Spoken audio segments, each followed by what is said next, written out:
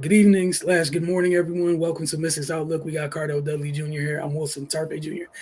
Look, this the first part of the Mystics road trip out west. So y'all know they're out west and we're talking to y'all between these hours. Uh, the good thing for Washington, this is back-to-back wins right now, right? Brittany Sykes with back-to-back big games. This one was tough. We saw them kind of go through their normal thing where live ball turnovers almost put them in a bad place in this game. They dug themselves out of it. Sykes late free throws. I had those up on the screen just a little bit. But Cardell, what did you think about just their mental fortitude and will to like dig themselves out of a place they kind of help put themselves in on the road? Their defense. They're just grinding out a way to win by any means necessary. It wasn't pretty. They had two major injuries to two key players. Shakira went out, didn't return. Atkins went out early in the second half and didn't return until late. However, Brittany Sykes is looking like the Brittany Sykes we known her to be. She's kind of got her rhythm and her you know the chemistry with the rest of the team. Took a few games, but she's starting to get her legs under her, and you start to see the 20 points, the 5 or 6 rebounds, the 3 or 4 assists every night, and most importantly, the defense. You know what I mean? You're starting to see that, and then other players are stepping up. Van Lou hit some shots. Shatori, that little mid range on the break. The fourth. Back to back mid range jumpers. It was one baseline and then one on the break. When she pulled up just inside the free throw line, she knocked that down. That was huge. And Emily Ingsler, she was huge off the bench. Huge. 12 points, 9 rebounds, 5 or 8 from the field, and the game selling deflection on the neck of Gwumake to make sure they won their game. Uh, you know, people they're just finding a way to fight and win and stay in the playoff hunt. You know what I mean? With these back-to-back wins, now you're 3.5 hours of the final spot, and it's reachable with I think about 10 games left. Uh, as look bad as they look offensively at times in the second half, especially once Shakira and the area went out, their defense held up to the point where Seattle looked worse. Holding Seattle with Gabby Williams now playing to 29 points in a half. I mean, look, Coach T, young T, man, I know he like, goddamn, we got to do something, offensively. But he also smiling at the defense that they played. You see what I'm saying? And especially on the road in their building, and for you to come up with that defensive effort with Gabby playing, and like with Boomcase, Skylar Diggins Smith, Ezzy's gonna be on all defensive team. I mean, like Jewel Lloyd, come on now, like that's they got some hitters over there, and for you to find a way to pull out this win and do it with your defense, this is the fight we were expecting to see throughout the season if they were healthy. But regardless if they're healthy now, you still got to get that. And you just starting to see them be professional, just like, look, man, it is what it is. Let's just go out there and leave it all on the floor. And you'd be surprised what can happen when you leave it all on the floor. And that's what you saw, man. And they really grinded out this win. And you want to know how you could really tell? They out rebounded a front line with Gabby Williams, Naneko Bubike, and Ezzy Mabega. 42-33. They won the rebounding battle with no Shakira Austin from the majority of the second half. That tells you all you need to know, man. And it shows that they're not quitting, and it shows they have a lot of fight in them.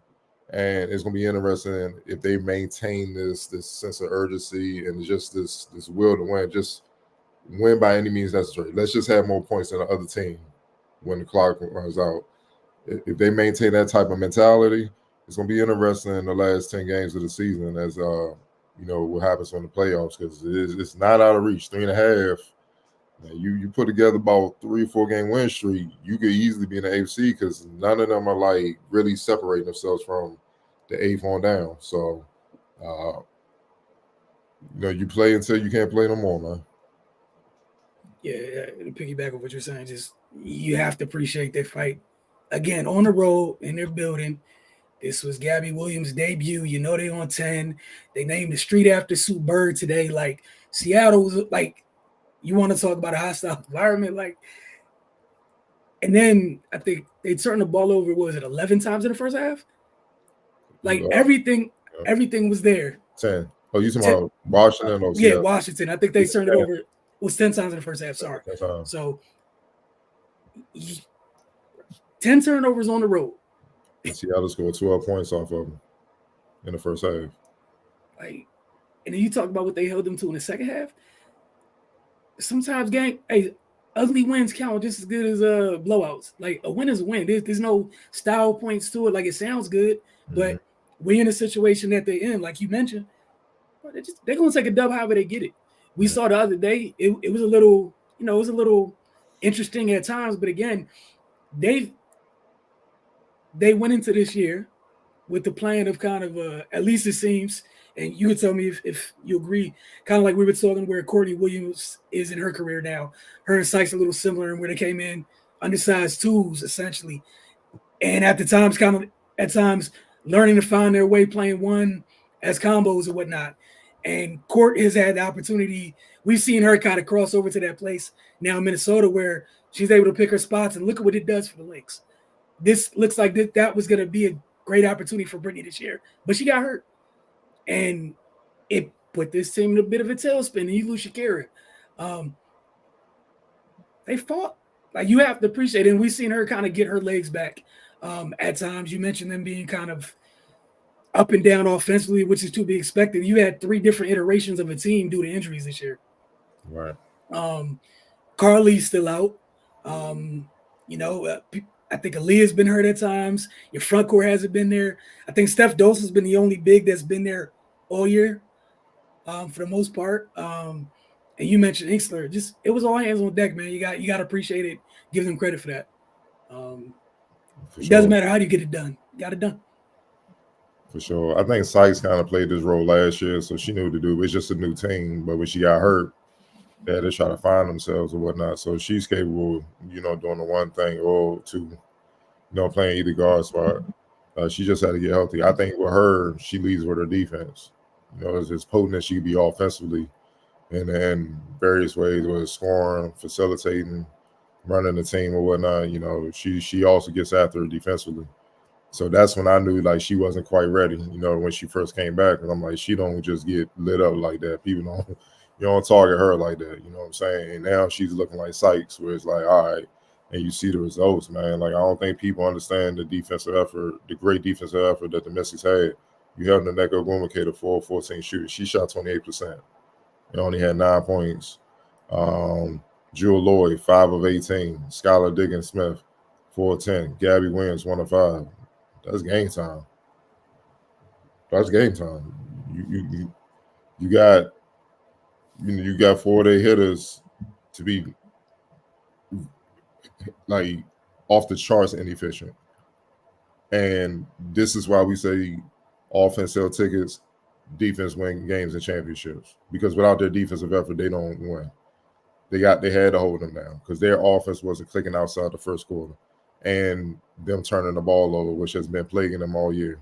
You know what I'm saying? And to have Nneka Ogwumike, the top 2 leading scorers, Nneka Ogwumike and Jewel Lloyd, both shoot below 30% in the game. I mean, come on now. Like, you couldn't ask for a much better effort. There's no way you coming in the game, you thinking that's going to happen. There's just no way. So to have that happen and you give yourself a chance to win, you just got to tip your hat to them, man, because that's hard. Like, let's call it what it is. Like, we got on them after that, the Lynx game, or was it Seattle? It was one of those. I think it was Lynx. Seattle was earlier in the year. Lynx was the most recent one. Where the Lynx just handled them. It was like, man, y'all giving up on the season. All right, it's dangerous in the W to play like that. But now you see how they played tonight. It's like, okay, that's the fight and grit we're used to seeing from you guys. I'll say in the Tabalt regime, since Tabalt, because we both, our first year covering the teams went to Tabalt first year with the Mystics, the Pops. So we used to always see them fight no matter what, whether they win or lose, they're going to compete. And then this you saw it tonight, man, and it was great to see, man. And think about it, they won, and Ariel Atkins was 1 for 5. She only played 19 minutes because she went out. Shakira out, Stephanie Dolson 2 for 10. Brittany Sykes didn't shoot the ball well, but she found a way, you know what I'm saying, to put points on the board. 20 points. Like, nobody outside of Shatori and English shot the ball well. Jay Melbourne was 2 for 2. But anybody with high volume shots, they didn't shoot well. You know what I'm saying? So, all in all, man, just an impressive one, man. You know what I'm saying? But they got to keep it going. Can't give it back. You got to keep it going. Right, and this was just the first part of this road trip. They got a great opportunity come Wednesday. They're in Chicago. That's Chicago, huge. like that's a huge. With the way that Chicago's sliding a little bit right now, that's one of those games that has implications behind it if you're able to leave that game with multiple implications behind it if you're able to leave that game with a W. Obviously, you got to take care